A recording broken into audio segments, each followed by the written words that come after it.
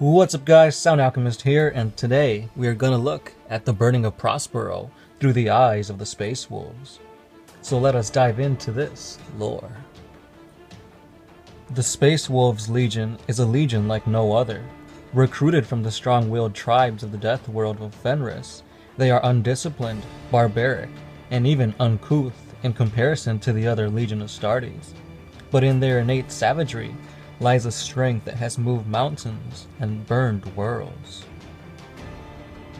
Fenris is a harsh master, and every one of its people fight for survival from the day they are born. Those who will not grasp the handle of an axe as a newborn are hurled onto the icy seas to die for their weakness. Those who do make it through the frozen wilderness and volcanic islands of Fenris to adulthood are invariably strong of body and mind. From this barbarian people did the Primarch Leman Russ forge the heart of a truly formidable warrior, for from the hardest materials are created the sharpest of weapons, and the men of Fenris are arguably the deadliest of all.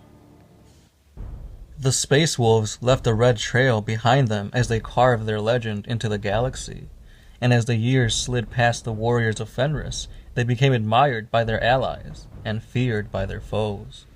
Some say that the ferocity of the Sons of Russ resides within their souls as well as their bodies. Certainly, they have the mark of the wolf about them. Their fangs elongate as they advance in years, their skin slowly turns brown and leathery, and their manes of hair turn to snow white of the Arctic predator. Very few ever realize that the Canis helix implanted into each inspirant upon introduction bears with it a monstrous shadow. There are those amongst the Space Wolves who become truly bestial, as much wolf as they are man, though such incidents do not appear in the annals of the wider Imperium. As the Great Crusade unfolded, the Space Wolves took the role of the Emperor's executioners. Some whispered that they were intended as the bringers of ultimate vengeance, should any legion stray from the light. The supposition became ironclad truth when the Space Wolves were sent to bring the Thousand Sons to heal, no matter the cost to their legion or to their homeworld. It was an order carried out, full with unstoppable zeal.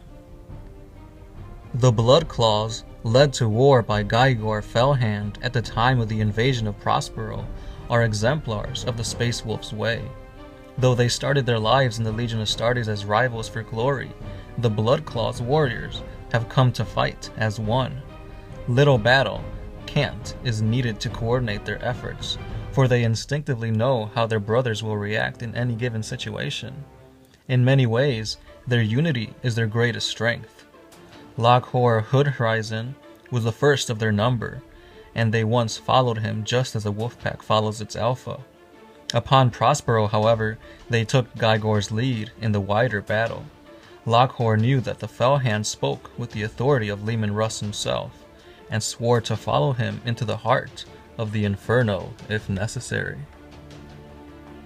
And this brings us to the lore of Guy Gor Fellhand. Guy Gor is a trusted member of Leman Russ's own warrior elite. As a young man, his rough temper was a liability, but it never led him to a fight he could not recover from.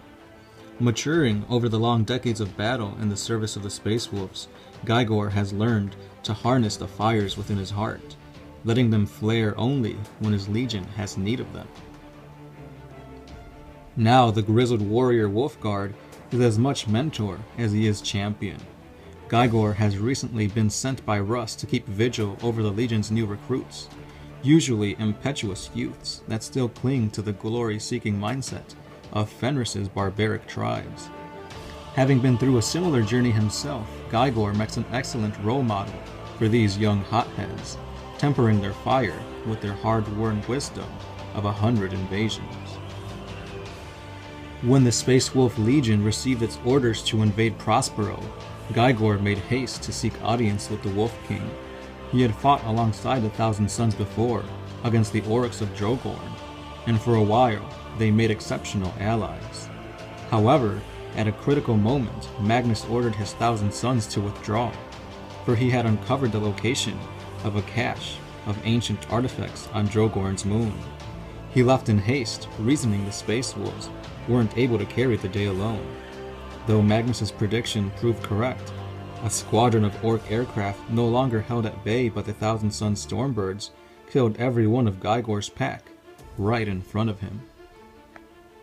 The grudge Guy Gor bears against the sorcerers of Prospero runs deep, and he relished the chance for vengeance in the name of his lost brothers. Russ agreed to Guy Gor's personal request to lead a spearhead deep into Prospero and hunt down the most powerful psychers in the Thousand Suns Legion. The chance for Felhand's revenge was here. Hrothbad Steelmane, the Space Wolves legionary of the 12th Company Bloodclaws. Steelmane goes to war clad in early model Legion Astartes iron armor, a comprehensive suit of battleplate designed as Mark III.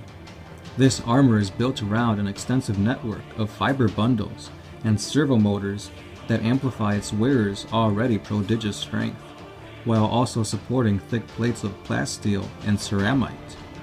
Exceptionally robust, Mark III armor was never intended to replace the Mark II, but was provided by the Mechanicum of Mars as an optional heavy armor type. The Mark III power armor places considerable emphasis on frontal protection, while the rear plates are lightened to compensate. Iron armor is reckoned ideal where cover is minimal and combat is a matter of frontal assault, as which is the way with many of the Space Wolves' engagements. Accompanying the Space Wolves was the Custodian Guard. The Master of Mankind trusts the Custodians implicitly and is even accompanied by them in his private chambers. On matters of war, they speak with his voice. This made their accompaniment of Russ's invasion all the more shocking for the Thousand Suns that stood in their path, the custodians of the right hand of the Emperor, and their presence upon Prospero was a sure sign of Magnus's damnation. The Custodian Guard train every day mentally, physically, and spiritually to attain a superhuman peak of ability. Their minds are like fortified sanctums, resistant to all but the most baleful of psychic influence. Each has the raw strength of a dozen mortal men, and can strike with blurring spleen. If these golden heroes can be said to have a flaw, it is that their propensity to fight as individuals, each of them a champion as they are, rather than a part of a wider military structure. Ultimately, this matters little. Such is the skill with their guardian spears on sentinel blades that few foes have ever seen a Custodian Guard fight and live to tell about it. The Sisters of Silence. They are an all-female order of warriors utterly devoted to the Emperor's cause. Of all the servants of the Imperium, only they and the Custodian Guard are permitted to walk freely in the Emperor's vaults. Those aware of their existence treat them with a mixture of fear, respect, and awe. The stories that surround the sisterhood are sinister indeed, and not without cause. They are also known as Null Maidens. The Sisters of Silence are witch hunters supreme. Each is a psychically untouchable, with no presence at all in the mirror dimension of the Imperium. To normal humans, these warrior women are unsettling, even disturbing. To psychers, they are yawning voids that drain psychic power as a black hole devours light. The Sisters' immunity to the horrors of the psychic assault is a consequence of the pariah gene that they carry within them. This makes them the nemesis of even the mightiest warlocks. When Russ led the invasion of Prospero, a detachment of Sisters of Silence accompanied him to the battlefield. Equipped with weapons devised to entrap and destroy the Psyker, the Sisters of Silence were a dire threat for the Cabal warriors of the Thousand Suns. And with that sets up the lore for the actual battle of the burning of Prospero. So stay subscribed because the battle will be an epic one indeed. Let me know what was your favorite part about this lore. Was it the Adeptus Custodes, the Sisters of Silence, or the Ferocious Space Wolves? As always guys, don't forget, we do have a Patreon page, so head on over there where you guys can pledge $1 and be rewarded with extra videos and more 40k content. As always guys, you know me as the Sound Alchemist, part of One Mind Syndicate, and I am signing out.